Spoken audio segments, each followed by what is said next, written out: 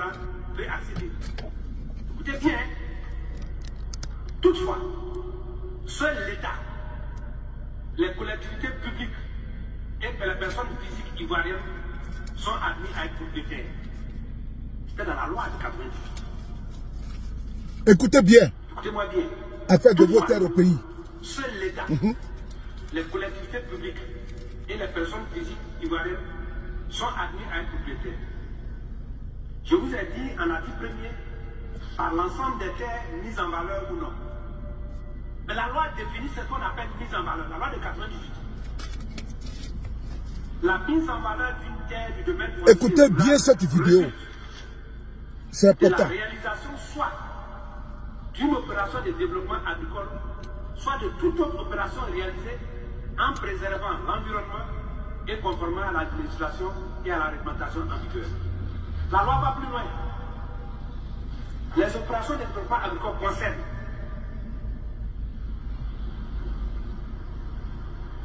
sans que celle-ci ne soit limitative, 1. Les cultures. 2. L'élevage des animaux domestiques ou sauvages. 3. Le maintien, l'enrichissement ou la construction de forêts. C'est-à-dire que si vous avez votre terre, que vous la mettez en valeur, en mettant ça en jachère, cette terre est considérée comme mise en valeur. Est-ce que vous m'écoutez bien? C'est la loi de 98. Très bien. L'aquaculture, les infrastructures et aménagements à vocation agricole, les jardins botaniques et zoologiques, les établissements de stockage, de transformation et de commercialisation des produits agricoles. C'est le vote de cette loi qui préserve la propriété des terres rurales en faveur des Ivoiriens contre le risque d'expropriation des nantis, des multinationales et des immigrants de toutes les horizons qui avalent la chute de régime PCIR. C'est cette loi. On parle d'ivoirité, de beauté, de rival, c'est ça là. C'est cette loi. On a voté en 1998. À l'anniversaire de cette loi, on nous a enlevé. C'est ça. Pourquoi? Je vais vous expliquer. Cette loi, pourtant, cette loi, sur le foncier-là, faut-il le rappeler, a été votée en 98 après plusieurs missions parlementaires d'explication sur toute l'étendue du territoire. Cela a permis de prendre en compte les préoccupations du milieu rural. Elle a été ensuite votée à l'unanimité par le député de l'Assemblée. À l'unanimité. Le RDA était représenté, le FPI était représenté, le PIT avait un député et le PLCID était là. Après des missions parlementaires. Après, on a dit que cette loi-là était uniforme. Cette loi a fait les premières modifications. Dès qu'on nous a cherché du pouvoir, il fallait la modifier. Marcoussi a imposé que l'article 26, qui disait que, après la mise en valeur après la voie de cette loi, ceux qui étaient propriétaires et qui n'étaient pas ivoiriens, il fallait trouver leur statut. La loi disait qu'ils pouvaient exercer le droit d'usure de cette terre, mais au terme de leur vie, la terre revenait au domaine public. Il appartenait aux héritiers d'aller négocier avec l'État pour un bail hypothétique. À Marcoussi, on a dit non. La loi a été modifiée certaines populations. Il fallait la modifier. Contre leur gré, en 2004, cette partie-là a été modifiée. Elle a été modifiée comment? On a dit bon, comme vous dites qu'il y a des gens qui sont propriétaires avant la loi, qui sont visés, nous on pense qu'il n'y en a pas beaucoup. Que ce soit les multinationales, que ce soit les multinationales. Donc, il faut qu'on connaisse ces gens. Un décret devait donc faire la liste de toutes ces personnalités nationales pour qu'on puisse les inscrire pour dire bon, vous êtes concernés, vous avez été propriétaire avant, va traiter votre cas. Jusqu'à présent, on n'a pas pu faire cette liste-là. En 2004, on a fait la première modification. Par la suite, elle a subi d'autres modifications sous le régime actuel. En 2013, par la loi modificative Et puis, en 2019. En 2013, à la modification de cette loi, parce que la loi disait que chaque 10 ans, à 10 ans après, ceux qui n'avaient pas pu avoir le certificat foncier, la terre revenait à l'État. On a estimé que c'était trop risqué, puisque les conditions d'acquisition du certificat foncier étaient tellement compliquées, chères, qu'il fallait le faire. Donc il fallait chaque fois aller à l'Assemblée pour modifier ce statut. On dit qu'il faut modifier pour rendre ça la prolongation flexible par un décret. Donc normalement, le ministre de l'Agriculture devait plutôt aller au gouvernement pour dire, après 10 ans, il y a des difficultés de mise en œuvre, on va prolonger. La loi n'avait pas limité le nombre de prolongations, et le décret non plus. Alors, vous venez bien, écoutez-moi bien. Les modifications ont concerné, il y a des articles qui ont été carrément abrogés. C'est-à-dire la loi initiale. Des articles ont été complètement abrogés. Mais ça ne l'arrange pas. L'article 18, l'article 20, 24 et 20 ont été carrément abrogés. Je vais revenir là-dessus.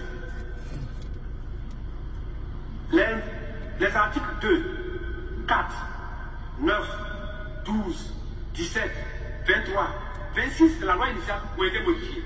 La loi donc a pratiquement été envoyée de son contenu initial. Et tenez-vous bien,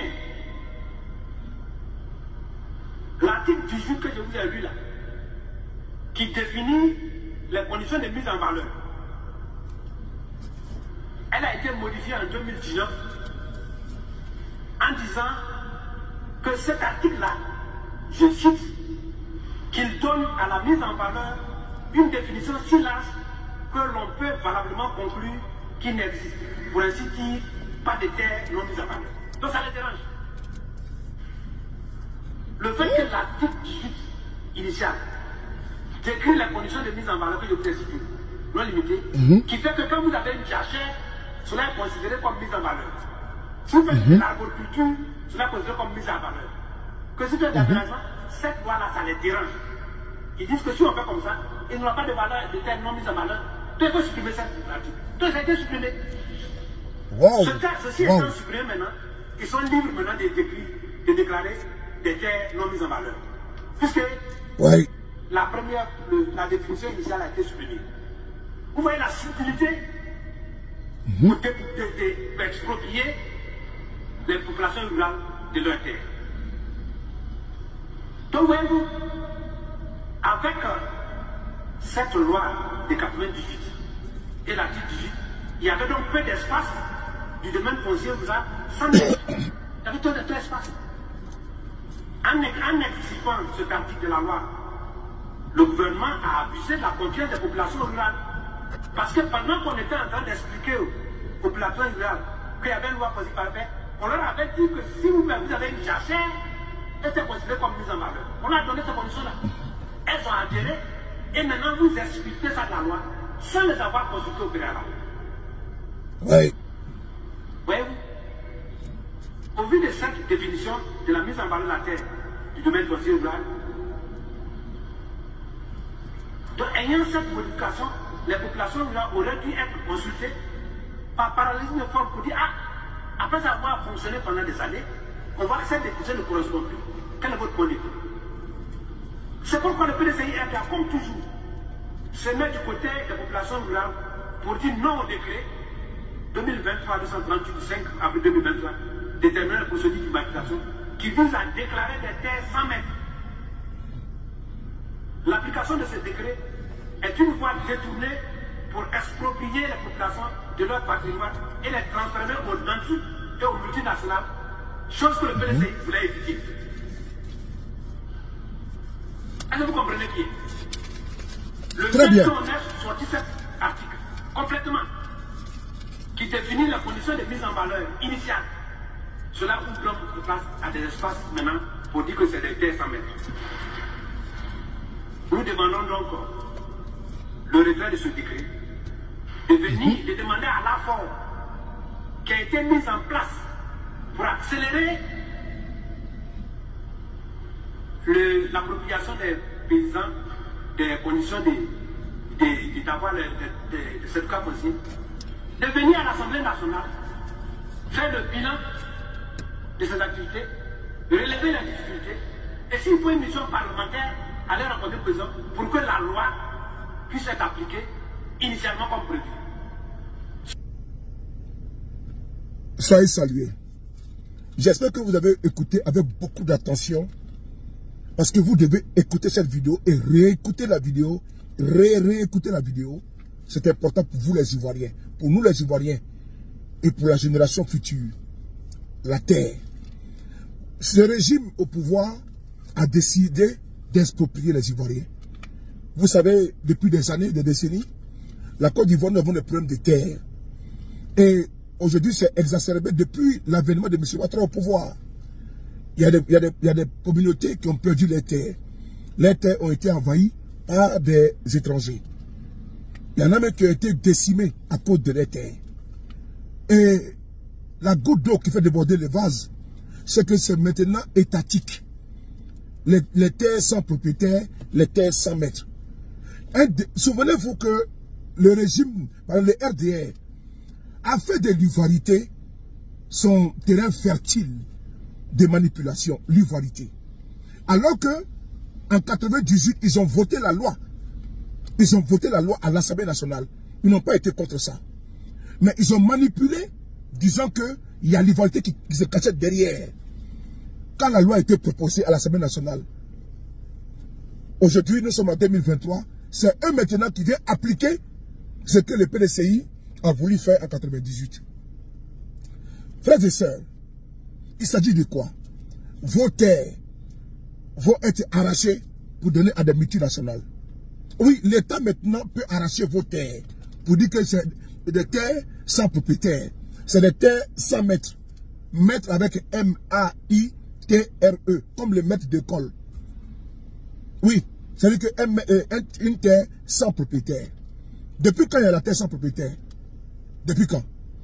Beaucoup d'Ivoiriens vont perdre là leur terre. Et c'est le moment maintenant de s'indigner. Parce qu'il n'y a pas de coloration politique.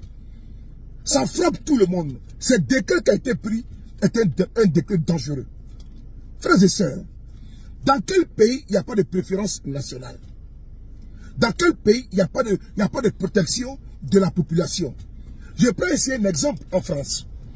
En France, il y a la préférence nationale également, où il y a des métiers qui sont dévolus qu'aux nationaux. C'est-à-dire que tu es français, tu peux être policier, tu peux être gendarme, tu peux être chauffeur de bus, et j'en passe. Il y a des métiers qui ne sont pas, comment dirais-je, ouverts à, à des étrangers. Mais en Côte d'Ivoire, là, c'est-à-dire que l'Ivoirien a tout perdu. Rien ne protège même les Ivoiriens. En Côte d'Ivoire, les Ivoiriens, rien ne les appartient encore. Depuis que M. Ouattara a pris le pouvoir, là, la Côte d'Ivoire, tout a été bradé. Nos immeubles là, ont été hypothéqués. Oui, les immeubles habitats que vous voyez là, on voit certains en train de présenter, ça ne nous appartient plus. Tout ça a été hypothéqué. Ça appartient à des hommes d'affaires qui ont donné des prêts à l'État de Côte d'Ivoire. C'est important de vous le signifier. Que beaucoup de biens de la Côte d'Ivoire ont été hypothéqués. C'est-à-dire qu'ils ont tellement vendu tout que même nos terres encore, ils vont prendre ça pour donner aux multinationales. Même les terres des Ivoiriens là, on dit que c'est des terres sans propriétaire, les terres sans maître. Donc ils peuvent prendre ça et puis donner à une grosse firme, à une grande firme, pour qu'elle fasse de cette terre là ce qu'elle veut. C'est important ce qu'on vous dit, hein? C'est important. Les Ivoiriens ont trop souffert pour les terres, pour la terre. Donc, attends, la terre des Ivoiriens encore, on va encore les empêcher de jouir pleinement de la terre. Et M. Ouattara va prendre ça, lui et ses copains, les prévaricateurs, les prédateurs sociaux, économiques. Ils vont venir prendre encore les terres là, qui vous appartiennent. Que c'est les terres sans maître, les terres sans propriétaire. Il y a un problème. M. Ouattara a tout vendu en Côte d'Ivoire. Mais vous n'avez pas écouté son ministre de la construction, que j'ai baptisé le ministre de la déconstruction. M. Binet Nabane connaît. Concernant un exemple ici en France, lui-même Masséran. C'est quoi lui-même Masséran? Mais c'est la résidence du président Houphouët-Boigny. Cette résidence-là permet au chef d'État ivoirien, quand il vient en France, au lieu d'aller à l'hôtel Georges V, ou dans les hôtels qui coûtent extrêmement cher pour le budget de l'État,